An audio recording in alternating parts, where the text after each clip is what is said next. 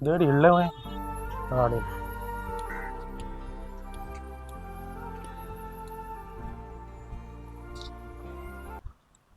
നീ എന്തിനാ കാണണം പറഞ്ഞ? എടാ അമ്മക്ക് എങ്ങനെയുണ്ട്? അമ്മക്ക് കുറച്ച് സുഖമുണ്ട്. ഇന്ന് ഡിസ്ചാർജ് ആണ്.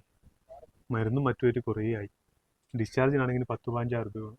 അനക്ക് ചോദിക്കാൻ നിങ്ങൾ മൂന്നാളല്ലാണ്ട് വേറെ ആരാണ്? അനിയനോട് ചോദിച്ചിട്ട് കാര്യമില്ല. ഓൻ എന്നെപ്പോലത്തെ പണിയെല്ലാം കുറവല്ലേ. അതുകൊണ്ട് നിങ്ങൾ രണ്ടാളും വിചാരിച്ചാലേ എന്തെങ്കിലും നടക്കുള്ളൂ. ഞാൻ എത്രയും പെട്ടെന്ന് തിരിച്ചു വരും.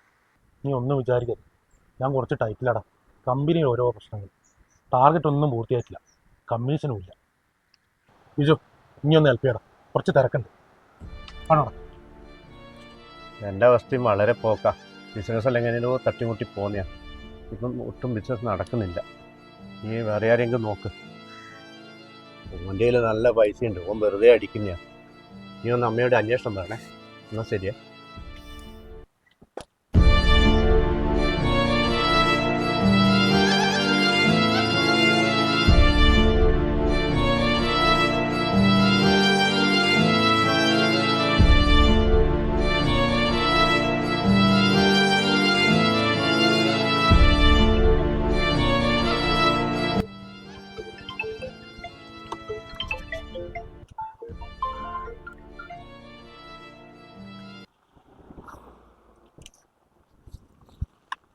എന്താ മോനെ വിളിച്ച പറയൂ.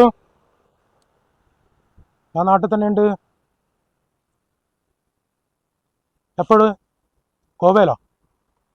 ഊട്ടിയിൽ ഹേടിയാണ്. ഞാൻ റെഡി. എപ്പോ പോന്ന്? ഇന്ന് വൈകുന്നേരം ഞാൻ റെഡി. എപ്പോൾ റെഡിയായെന്ന് ചോദിച്ചപ്പോൾ എനിക്ക് വേറെ ആരല്ലേ? ബിജുണ്ടാ? Okay okay. ബിജുവിനോട് പറയണോ കഴിഞ്ഞ പ്രാവശ്യത്തെ പോലത്തെ റൂമൊന്നും വേണ്ട, നല്ലൊരു സ്റ്റാൻഡേർഡ് റിസോർട്ട് തന്നെ ആയിക്കോട്ടെ. ഓക്കെ, അപ്പോൾ ശരി, വൈകുന്നേരം കാണാം, അടിച്ചു പൊളിക്കാം. Set set. Okay okay.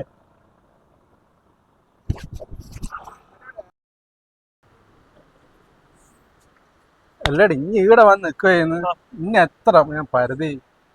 ഒന്നും പറയണ്ടടാ, അമ്മ ഹോസ്പിറ്റലാണ്. ഇന്ന് ഡിസ്ചാർജ് ആണ്. അതിനുള്ള പൈസ ഒന്നും തിരിമറിയായിട്ടില്ല. ആകെ ഭ്രാന്ത് പിടിച്ച അവസ്ഥയിലാണ് ഞാൻ. ഇനി ഒരു കാര്യം ചെയ്യും, ഇതാടോ എടാ മണി, ഇതെങ്ങനെയാടാ? എന്നോടൊരു വാക്ക് പറഞ്ഞോടേനാ. നിന്റെ കാര്യം അറിഞ്ഞെടുത്ത് ഓള് കയ്യിൽ ആകേണ്ട ഒരു വളി കൂടി തന്നിട്ട് പണയം വെച്ചോളം പറഞ്ഞു. എടാ, തരുന്ന് പ്രതീക്ഷിച്ചവരെല്ലാം കൈവലിപ്പിച്ചു. പക്ഷെ ഞാനൊന്നും ചോദിക്കാണ്ടും പറയാണ്ട് തന്നെ